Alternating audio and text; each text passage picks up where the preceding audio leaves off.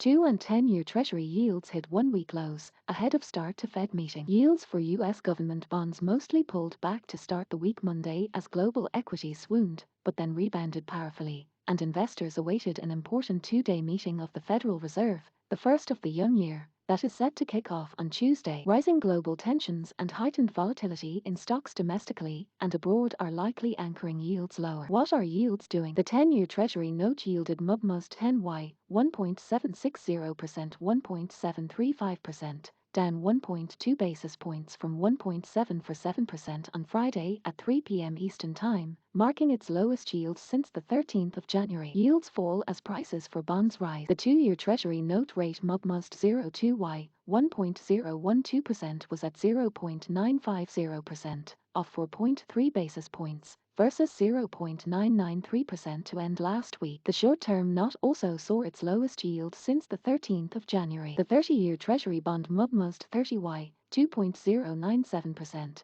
known as the long bond, was yielding 2.083%, up 2.1 basis points from 2.062% on Friday. What's driving the market? A strong afternoon auction of short-term debt highlighted appetite for treasuries, helping briefly nudge yields lower. But rates turned up again as the session progressed and stocks switched from losses to eventual gains, rebounding from the brink of an intraday collapse. A $54 billion sale of 2-year notes showed strong demand, with the so-called bid-to-cover ratio at 2.81 times, the highest since April 2020, well above the average bid-to-coverage ratio of 2.47 times, according to data compiled by Jefferies. The bid-to-cover ratio reflects demand from buyers compared with the amount of notes sold as a gauge of the success of the auction. Above-average bidding is usually a sign of robust appetite for the debt. The auction came as investors are bracing for Fed policymakers' two-day meeting that ends Wednesday, which will likely be used to lay the groundwork for a shift away from an easy-money stance this year, without taking policy action. While members of the rate-setting Federal Open Market Committee are likely to reaffirm investors' expectations for an interest rate increase in March, the first hike since December 2018,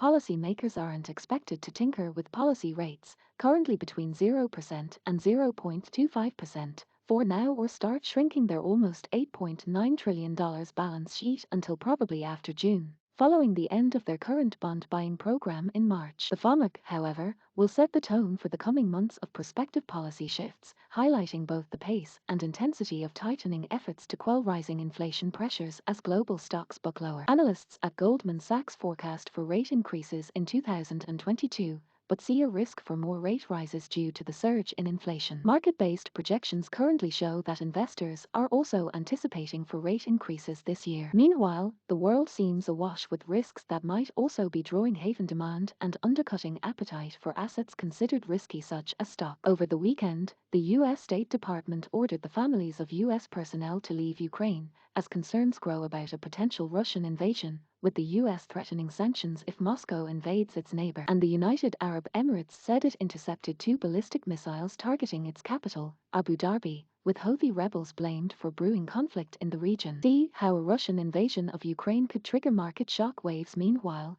economic reports released Monday showed that U.S. economy slowed in January as the Omicron wave of the COVID-19 pandemic exacerbated supply delays and labor shortages. IHS Markit's Flash Purchasing Managers Index for manufacturing fell to 55.0, a 15-month low, while the gauge for the services sector dropped to 50.9, an 18-month low. Separately, shares of the sector's largest $18.4 billion iShares iBoxx dollar high-yield corporate bond ETF HYG fell 0.1% in a turbulent session Monday, adding to its 1.9% slide so far in January. What strategists are saying? Everyone is out with their Fed predictions, both in 2022 strategy pieces and ahead of the meeting this week. Most, though, are all else equal analysis in response to the current high levels of inflation, but we know historically there is always an equal and opposite reaction for every action, as one of Newton's laws say, wrote Peter Bookver, Chief Investment Officer at Bleakley Advisory Group, in a Monday research note. So bottom line, and my 2-cent prediction,